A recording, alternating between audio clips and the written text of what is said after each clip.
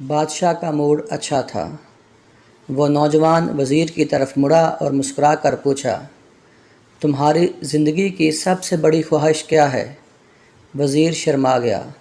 اس نے منہ نیچے کر لیا۔ بادشاہ نے کہکا لگایا اور بولا، تم گھبراؤ مت، بس اپنی زندگی کی سب سے بڑی خواہش بتاؤ۔ وزیر گھٹنوں پر جھکا اور عاجزی سے بولا، حضور، آپ دنیا کی خوبصورت ترین سلطنت کے مالک ہیں۔ میں جب بھی یہ سلطنت دیکھتا ہوں تو میرے دل میں خواہش پیدا ہوتی ہے کہ اگر اس کا 10واں حصہ میرا ہوتا تو میں دنیا کا خوش نصیب ترین شخص ہوتا۔ وزیر خاموش ہو گیا۔ بادشاہ نے کہکا لگایا اور بولا، میں اگر تمہیں اپنی آدھی سلطنت دے دوں تو؟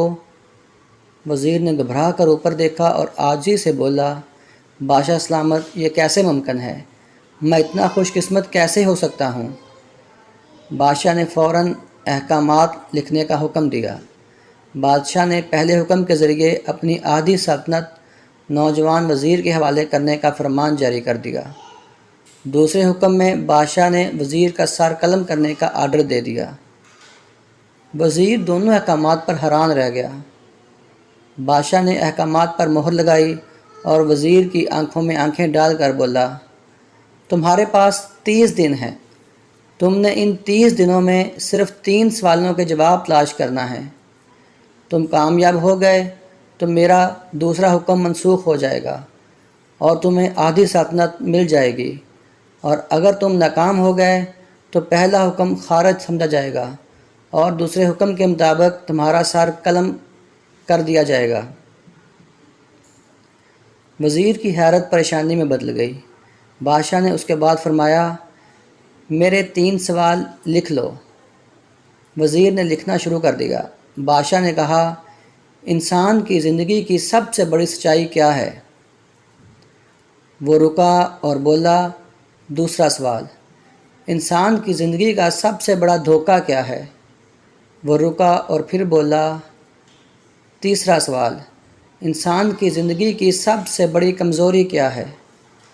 بادشاہ نے اس کے بعد نکارے پر چوٹ لگوائی اور بآواز بلند فرمایا، تمہارا وقت شروع ہوتا ہے اب۔ وزیر نے دونوں پروانے اٹھائے اور دربار سے دوڑ لگا دی۔ اس نے اس شام ملک بھر کے دانشور، ادیب، مفکر اور ذہین لوگ جمع کیے اور سوال ان کے سامنے رکھ دیے۔ ملک بھر کے دانشور ساری رات بحث کرتے رہے، لیکن وزیر نے دوسرے دن دانشور بڑھا دیے، لیکن نتیجہ وہی نکلا۔ وہ آنے والے دنوں میں لوگ بڑھاتا رہا مگر اسے کوئی تسلی بخش جواب نہ مل سکا، یہاں تک کہ وہ مایوس ہو کر دارالحکومت سے باہر نکل گیا۔ وہ سوال اٹھا کر پورے ملک میں پھرا مگر اسے کوئی تسلی بخش جواب نہ مل سکا۔ وہ مارا مارا پھرتا رہا، شہر شہر، گاؤں گاؤں کی خاک چھانتا رہا۔ شاہی لباس پھٹ گیا، پگڑی ڈھیلی ہو کر گردن میں لٹک گئی، جوتے پھٹ گئے اور پاؤں میں چھالے پڑ گئے، یہاں تک کہ شرط کا آخری دن آ گیا۔ اگلے دن اس نے دربار میں پیش ہونا تھا۔ وزیر کو یقین تھا یہ اس کی زندگی کا آخری دن ہے۔ کل اس کی گردن کاٹ دی جائے گی اور جسم شہر کے مرکزی پل پر لٹکا دیا جائے گا۔ وہ مایوسی کے عالم میں دارالحکومت کی کچی آبادی میں پہنچ گیا۔ آبادی کے سرے پر ایک فقیر کی جھونپڑی تھی۔ وہ گرتا پڑتا اس کٹیا تک پہنچ گیا۔ فقیر سوکھی روٹی پانی میں ڈبو کر کھا رہا تھا، ساتھ ہی دودھ کا پیالہ پڑا تھا اور فقیر کا کتا شڑپ شڑپ کی آوازوں کے ساتھ دودھ پی رہا تھا۔ فقیر نے وزیر کی حالت دیکھی، کہکا لگایا اور بولا، جناب عالی، آپ صحیح جگہ پہنچے ہیں۔ آپ کے تینوں سوالوں کے جواب میرے پاس ہیں۔ وزیر نے حیرت سے اس کی طرف دیکھا اور پوچھا، آپ نے کیسے اندازہ لگا لیا میں کون ہوں اور میرا مسئلہ کیا ہے؟ فقیر نے سوکھی روٹی کے ٹکڑے چھابے میں رکھے، مسکرایا، اپنا بوریا اٹھایا اور وزیر سے کہا، یہ دیکھیے، آپ کو بات سمجھ آ جائے گی۔ وزیر نے جھک کر دیکھا، بوریے کے نیچے شاہی خلط بچھی تھی۔ یہ وہ لباس تھا جو بادشاہ اپنے قریب ترین وزراء کو عنایت کرتا تھا۔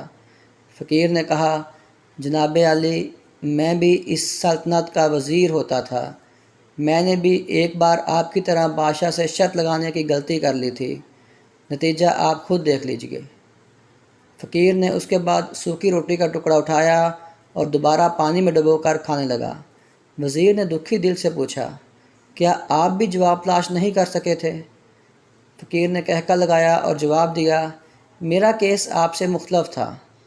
میں نے جواب ڈھونڈ لیے تھے، میں نے بادشاہ کو جواب بتائے، آدھی سلطنت کا پروانہ پھاڑا، بادشاہ کو سلام کیا اور اس کٹیا میں آ کر بیٹھ گیا۔ میں اور میرا کتا دونوں مطمئن زندگی گزار رہے ہیں۔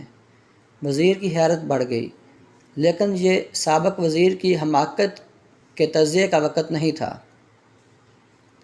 جواب معلوم کرنے کی گھڑی تھی۔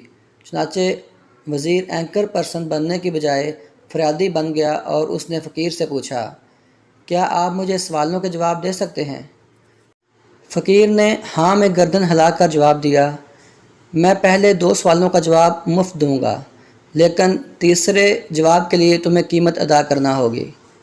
وزیر کے پاس شرط ماننے کے سوا کوئی آپشن نہیں تھا، اس نے فوراً ہاں میں گردن ہلا دی۔ فقیر بولا، دنیا کی سب سے بڑی سچائی موت ہے۔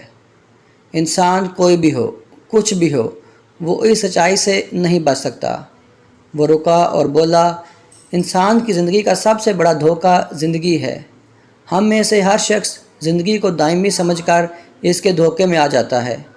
فقیر کے دونوں جواب ناقابل تردید تھے۔ وزیر سرشار ہو گیا۔ اس نے اب تیسرے جواب کے لیے فقیر سے شرط پوچھی۔ فقیر نے کہکا لگایا، کتے کے سامنے سے دودھ کا پیالہ اٹھایا، وزیر کے ہاتھ میں دیا اور کہا، میں آپ کو تیسرے سوال کا جواب اس وقت تک نہیں دوں گا جب تک آپ یہ دودھ نہیں پیتے۔ وزیر کے ماتھے پر پسینہ آ گیا۔ اس نے نفرت سے پیالہ زمین پر رکھ دیا۔ وہ کسی قیمت پر کتے کا جھوٹا دودھ نہیں پینا چاہتا تھا۔ فقیر نے کندھے اچکائے اور کہا، تمہارے پاس اب 2 راستے ہیں، تم انکار کر دو اور شاہی جلاد کل تمہارا سر اتار دے گا، یا پھر تم یہ آدھ پاؤ دودھ پی جاؤ اور تمہاری جان بھی بچ جائے اور تم آدھی سلطنت کے مالک بھی بن جاؤ۔ فیصلہ بہرحال تم نے کرنا ہے۔ وزیر مخمصے میں پھنس گیا۔ ایک طرف زندگی اور آدھی سلطنت تھی اور دوسری طرف کتے کا جھوٹا دودھ۔ وہ سوچتا رہا یہاں تک کہ جان اور مال جیت گیا۔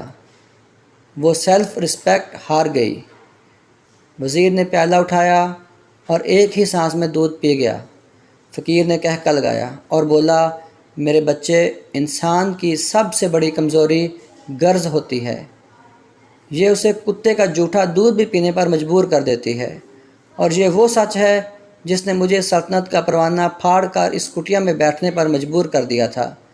میں جان گیا تھا، میں جوں زندگی کے دھوکے میں آؤں گا، میں موت کی سچائی کو فراموش کرتا جاؤں گا، اور میں موت کو جتنا فراموش کرتا رہوں گا، میں اتنا ہی غرض کی دلدل میں پھنستا جاؤں گا، اور مجھے روز اس دلدل میں سانس لینے کے لیے غرض کا غلیظ دودھ پینا پڑے گا۔ لہٰذا میرا مشورہ ہے، زندگی کی ان تینوں حقیقتوں کو جان لو، تمہاری زندگی اچھی گزرے گی۔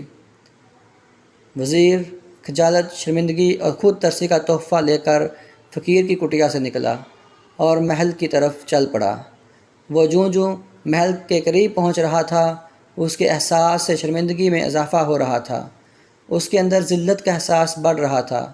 وہ اس احساس کے ساتھ محل کے دروازے پر پہنچا، اس کے سینے میں خوفناک ٹیس اٹھی، وہ گھوڑے سے گرا، لمبی ہچکی لی اور اس کی روح قفس عنصری سے پرواز کر گئی۔ ہمیں کسی دن کسی ٹھنڈی جگہ پر بیٹھ کر زندگی کے ان بنیادی سوالوں پر ضرور غور کرنا چاہیے۔ ہمیں یہ سوچنا چاہیے، ہم لوگ کہیں زندگی کے دھوکے میں آ کر غرض کے پیچھے تو نہیں بھاگ رہے، ہم لوگ کہیں موت کو فراموش تو نہیں کر بیٹھے، ہم کہیں اس کہانی کے وزیر تو نہیں بن گئے۔